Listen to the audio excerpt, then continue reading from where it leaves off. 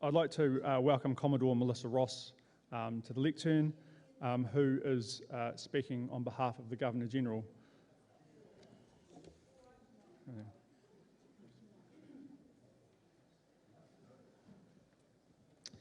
I ngā rangatira, i ngā reo, i ngā iwi o te motu, tēnā koutou katoa. Tēnā koutou i te iwi o te rau aroa marae, e mihi mai nei kia mātou.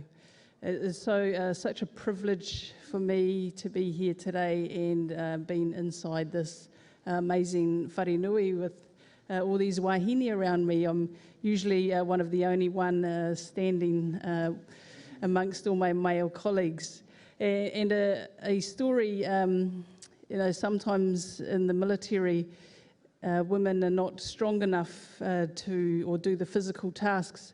But as I look around at all the wahine here, they're carrying a lot more weight than you would expect because they have all the tamariki on them. So women do, or able to do all those physical tasks of our men. So it is a very privilege and an honour to be here today at Te Rau Aroha Marae to read the Governor-General's message.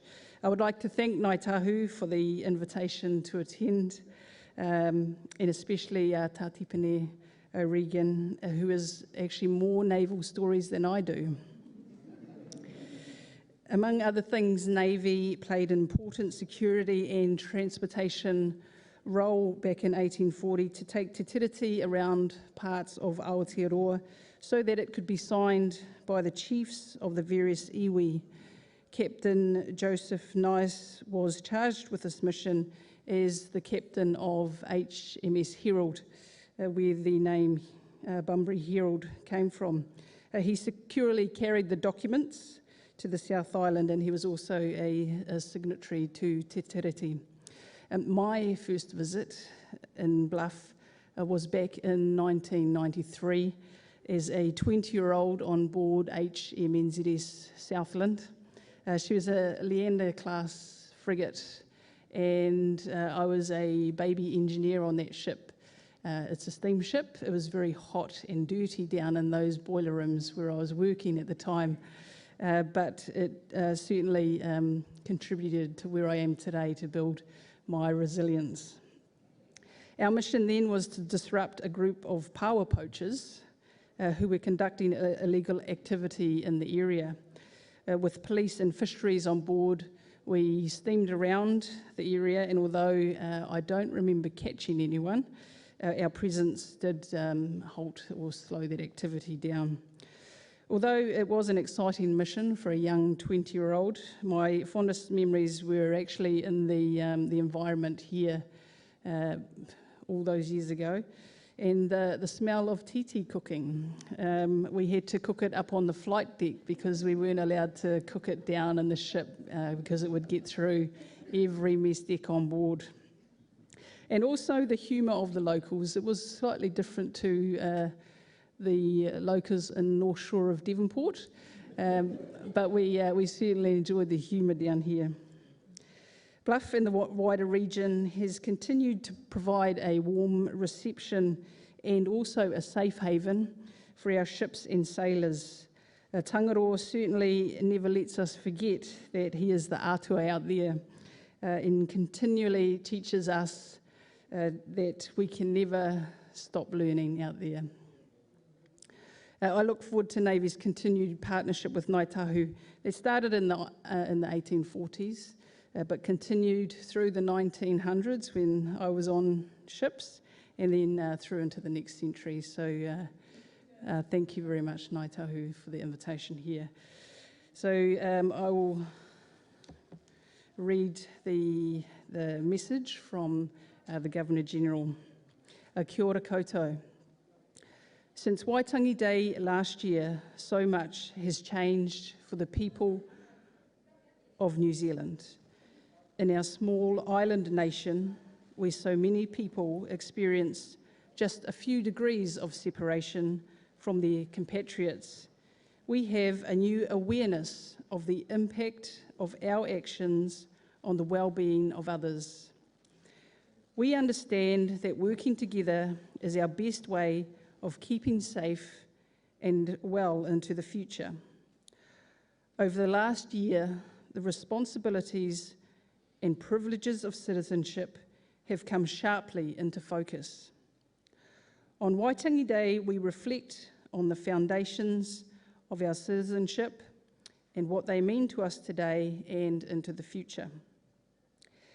Our nation's founding document, Te Tiriti o Waitangi, first signed 181 years ago today, expressed the hopes and aspirations of the Crown and iwi signatories. They committed to an enduring relationship based on mutual respect for each partner's sphere of influence. The treaty settlement process has taught many people to consider and listen to new perspectives and to be at ease with differences. And the momentum for change is gathering pace. We can harness what we have learned from our recent experiences as we face the months and years ahead. We have had choices about how we would respond, and we chose to do the right by each other. We chose to communicate and accept facts rather than believe misinformation. We chose compassion and responsibility to others over our own self-interest, and we chose hope over fear and denial. When we reflect the principles of Te Tiriti in our institutions and in our daily lives, we do more than hope for better times. We work together to achieve what everyone would want, a nation where everyone has a place to stand, everyone belongs, and where everyone can contribute and explore their potential. This is our best way, and indeed the only way we can truly honour and advance the good faith, hopes, and aspirations of those signatories to our nation's founding document 181 years ago. The Right Honourable Dame Patsy Reddy, a GNZM QSO Governor-General of New Zealand. So thank you for allowing me to read that message, and thank you for your wonderful hospitality. Ngā mihi nui.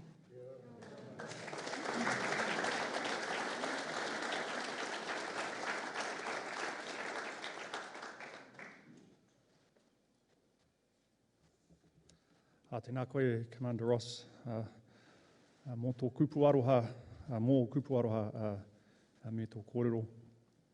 I think is there a small presentation that's next presentation? We've got one for you first. We're going to kick it off. And